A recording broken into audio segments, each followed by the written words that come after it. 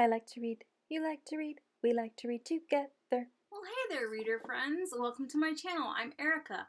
I thought I would give you guys a little wrap-up from International BuddyAThon. This was a lot of fun. I love reading about different places and people that are different than myself, and I just thought it was a wonderful idea to have an entire readathon based on friendship, and also friendship with people that are from all over the world. So thanks to Julie and Adriane, because this was a fantastic readathon. So I'm going to go ahead and get started. I only was able to read 2 of my 3 books just because, Booktubeathon was at the exact same time, and there are only so many hours in the day, and 2 of my books were fairly long. The first book I read for International BuddyAthon was The Two Princesses of Lormar. I read this in elementary school, as I said before, and it stood the test of time pretty well. I really enjoyed it, and I didn't even realize I was picking a book that was so focused on friendship. Princess Addie would not have been able to get through all her trials without her friends.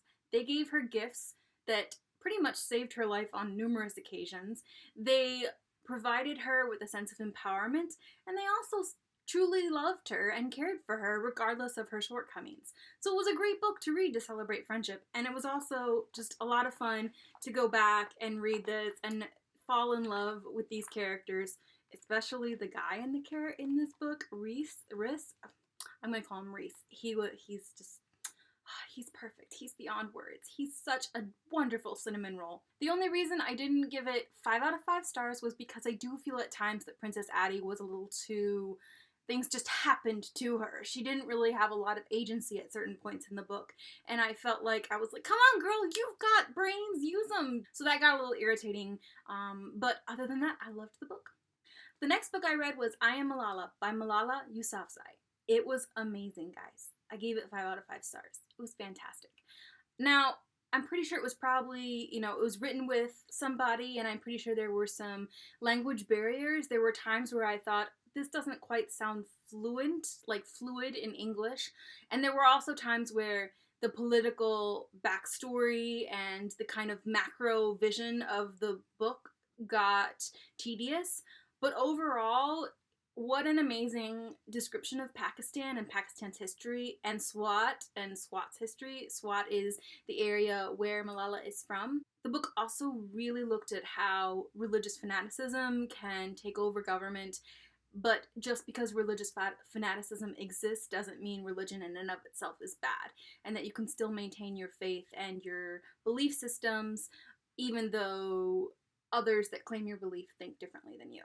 It was an amazing read, and Malala, of course, is extremely inspiring, and there were moments that I caught her, teenage humor, particularly when she talked about her younger brothers.